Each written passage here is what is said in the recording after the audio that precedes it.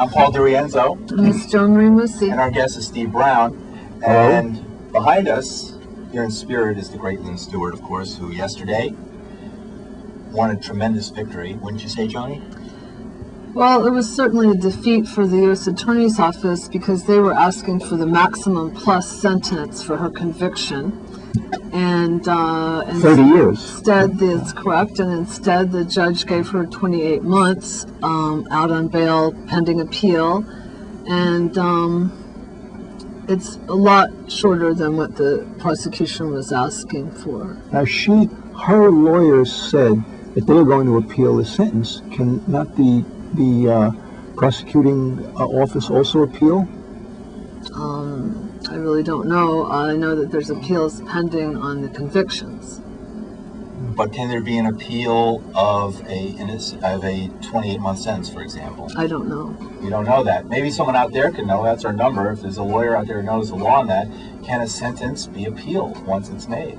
I don't think so. I've heard somewhere that might be part of double jeopardy, but I'm no lawyer. Well, if they appeal the conviction, and the sentence, of course, is invalidated if the conviction is invalidated. But a very interesting conviction was appealed and overturned today. In case you don't know about it, Kenneth Lay, he was convicted, and a judge today in Texas, of course, overturned the conviction. He's been dead now for several months, but the judge overturned his conviction, so he got a posthumous, I wouldn't say a pardon, but his conviction was overturned by a judge. I don't know if there's anybody who would appeal it at this point since he's dead, but that's revolting, I think. It is. And the other thing I heard today was they passed the new terrorism bill, which basically legalizes warrantless wiretapping of people all over the country, and gave, despite the judge's ruling, and I guess fortunately we still have judges who have a little bit of courage and backbone, but despite the judge's ruling, the destruction of civil liberties just rolls right on in the current administration. Yeah, but look at, did you hear NPR today? This is one reason why. They reported this passing of a bill which said that the Congress today gave the president powers to get tough with terrorists. That's how they put it. And not, they said he could use hard methods in questioning them. They didn't say he could torture them. They said that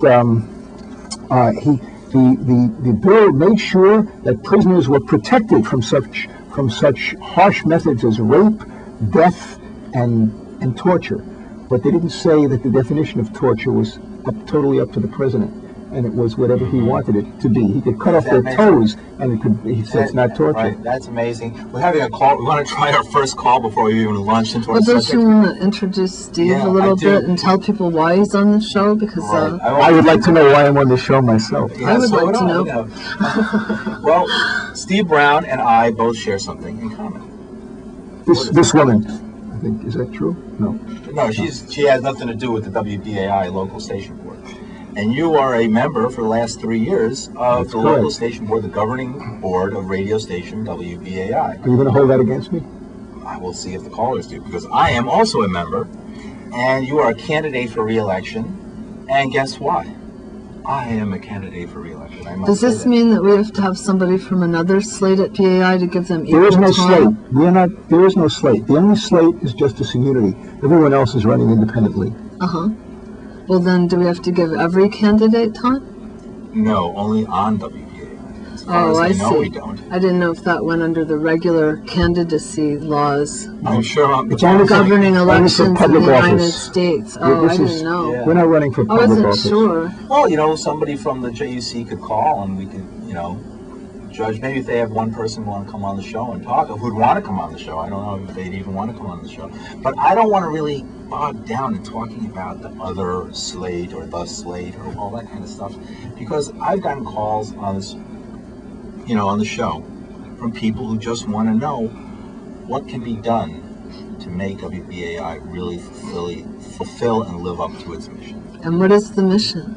And what is the mission? No, I'm asking that seriously. That's not a rhetorical question. You said you want them to live up to the mission. Well, what would that be? The mission is set forth in the charter, and I can't quote it exactly, but it talks about in broadcasting, using broadcasting to promote harmony between different peoples and different races, to bring into the public cognizance information that is not readily available anywhere else, and to in other ways increase the amount of So this is like a information. nonprofit organization. That's correct. Absolutely. Because I don't think that necessarily everyone knows what WBAI is without introducing that. Well, it's at 99.5 FM. So is it a radio station? It's a radio station. It's Okay. part of the Pacifica Network. The Pacifica Network was founded in 1949 by Lou Hill, a pacifist who had refused to fight in World War II. And he died, he committed suicide in the late 1950s. WBAI was not sold, but given to the Pacifica Foundation by its owner, who at the time was in the midst of a strike in New York City, and he was somewhat disgusted with commercialism on the New York City airwaves. So he actually donated the radio station he'd owned To a nonprofit organization. Right? So there would be at least one. So where is WBAI located? Is that in New York City, or is this nationwide, or? Its studios are at 120 Wall Street. Well, I didn't Its mean the actual. frequency is 99.5 FM in the middle of. I meant this is New York City. Yes. It's not anywhere else. But it's part of the Pacifica Network, which is in 5 cities, which is in Houston. So you guys are on the local station board, which administers Yeah, a nonprofit radio station in New York City. absolutely. Okay, that's it. Among That's I'm four- trying to four other establish stations just in it. what you're talking about Right, first. absolutely. And it also supports a whole range of affiliates. I don't know, 40, 50, 60 affiliates. Close to 100. Close to 100 affiliates, and it has 5 stations. But yet, But you're on the board that administers the local radio station in Right. New York City. right. But we're all also. And it's an elected board, so now Well, you're running for there's- your position. There's more to it. We are all potential, even though we're on the local board, we're potential members of the national board. Oh, I see, they draw from the local boards to create a Absolutely. national board. Absolutely. Okay, so now you're running for election to the local board in New York City. For re-election. Or you've both been members and you're trying to maintain your position on the board. Absolutely.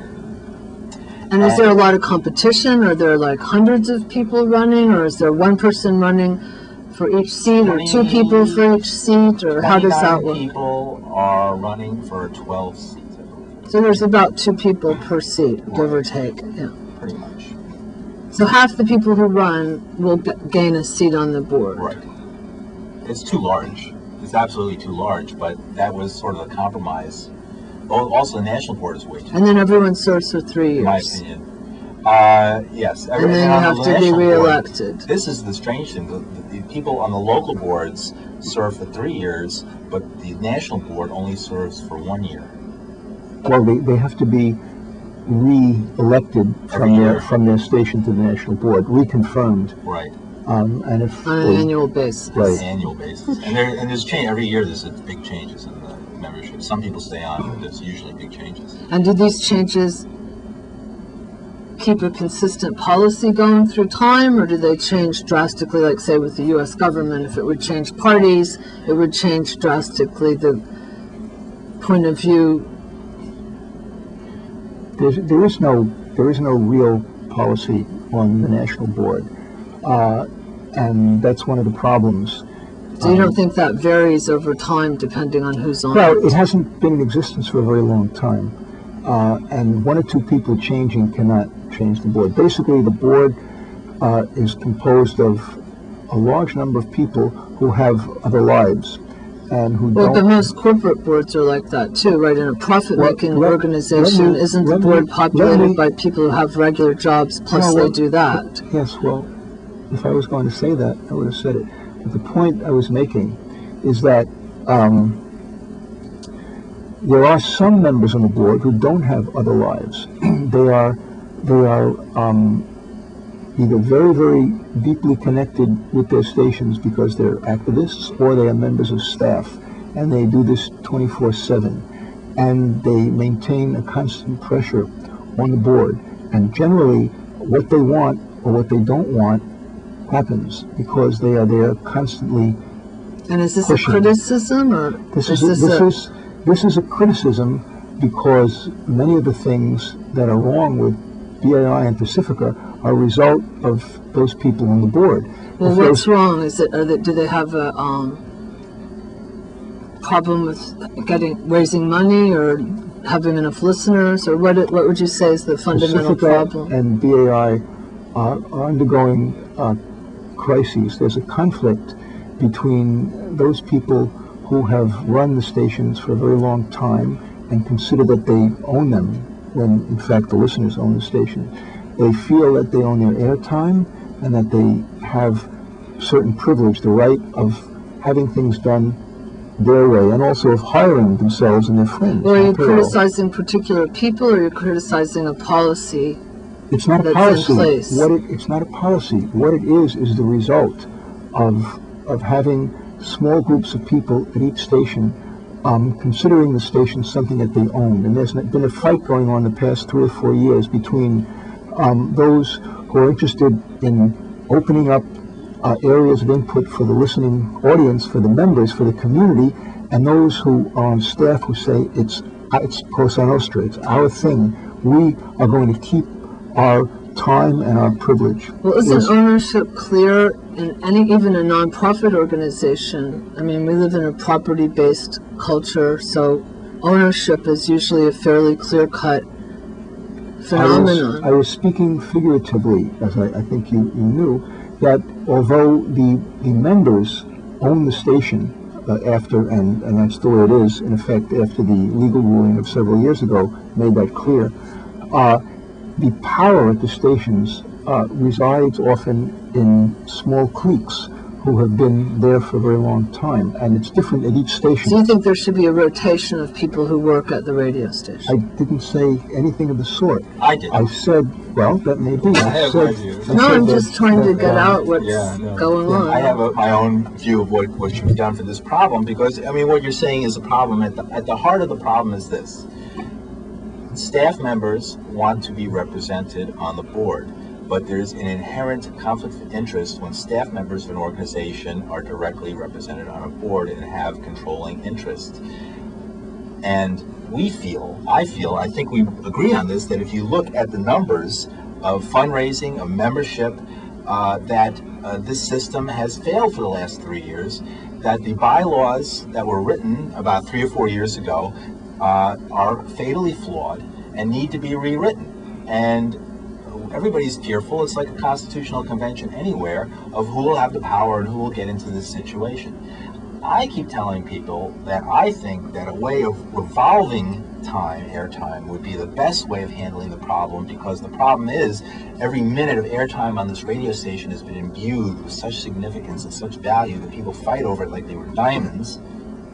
If people did not have to worry about never having a shot again if they give their shot up because they have to do something else for a period of time, but they can just reapply and fairly get reappointed, or people can apply and have fair hearings about their grievances and about airtime and things like that, then we could solve this problem. Because with the internet, with cable television, with all the different aspects that are out there, there are so many ways now that are competing with a radio station for getting information out, especially a radio station that sort of is trying to sort of create this idea that it's like this Student Nonviolent Coordinating Committee all over again, that this is somehow going to be I was watching Eyes on the Prize last night, and this is, we're going to create a gatekeeper type mentality where the progressive community is only seen through the lens of WBAI. Let me ask something else too. Are you guys, either of you, on other boards, or this is the only board you're on? And the reason I ask that question is because I'm trying to see, is your interest in radio or is your interest in administration? Why are you so nosy? I'm on Pardon me? I'm kidding. I'm on several boards, several nonprofit organizations, arts organizations, communication organizations. WBAI is one of the organizations that I've been trying to help. For the last 25 years, what I've been doing is going to different progressive organizations around the country and, in effect, teaching them how to raise money, how to increase their audiences. Now, have you been elected to the other boards, or this is the only board where it's an election process? You're always elected to a board in some way. Sometimes it's by the appointment of a few people, sometimes by one, and sometimes by thousands, as in the WBAI election. Every board, every organization is different, and some have voting memberships and some do not. So you have an interest in administration?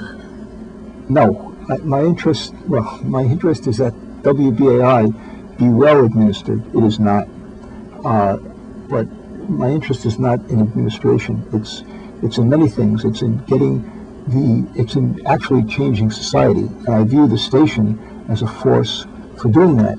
And the healthier the station is. And what do you want to change society into? I mean, you're speaking politically, or you're speaking culturally, or in a short program like this, one can only speak in sound bites and in cliched phrases such as, I'm interested. Well, I'm about to tell you, because it's like in a beauty contest where every candidate is for world peace. Now, obviously, I'm for more equality in society, making it a more just society, less exploitive, and having a world in which the environment is not polluted and people aren't killing themselves. But let's add this, because let's get to the reality. And now we want folks, anybody's out there who has a question about WBAI and what's going on there should call 212-757-1538. But, obviously there's a bitter conflict going on within the board and amongst listeners and staff members to this station and to the other stations, in which people are saying the other group are not progressives, are not of the left even. I mean, people are saying you are not of the left. But so far you said it's a non-profit radio station. Right. Now it has to do with defining who's on the left politically? Right, there's a big aspect of it. Uh-huh. There's a big aspect of it. So it's the voice of the political left. It wants to be, but it really isn't. And a radio station isn't a good thing to be that. But a lot of people want it to be that way, and it's failed in that role, and it shouldn't be that. Well, how would you say it compares to, say, Air America? Well, it's a lie. Air America is dead now. Right, because it's been around for 50 years, and it doesn't have to make a profit to survive, which I guess is what's protected it all these years. It doesn't have to. So is Air America proof that there's no way to make a profit with a voice of the left-wing kind of radio station? It's not easy. It's not easy. The problem is, ask WLIB, why is WWRL taking on, Air America desperately themselves? I mean, it's just radio and any media that's narrowcast, unless it's like this, where there's, multiple channels, be it 1,500 shows on MNN that go out to 1,500, groups of people. Well, it's a wonderful diversity of shows. Absolutely, here. And what you're having over there is much more of a sort of trying to, through the mission, create a place that'll always be, left-wing, basically, always be progressive, always be for the people, but that is hard to identify. It's hard to identify what that is. People disagree on what that means. And then you add in a lot of personal opportunism in my opinion, on some of those people who are joining the board and using it to hold on to programs they've had for years, for example, even though there's not even a threat to their program. It's just sort of a paranoia about it. And I think on the national level, there's a lot of desire to sort of build up a lot of prestige. It gives you this sort of, I'm on the radio network that that produces Democracy Now! Kind of prestige. Well, I have another question for Steve, our guest, Steve Brown. Do you have any interest in being on the radio? Like, have you ever done a radio show, or where does your interest in radio in particular come from? My interest is not in radio in particular. I have no particular interest in having a radio show. I've been on the air often enough, on radio and television, but I view radio. And you mean you've been on the air as a host or a guest? As a guest.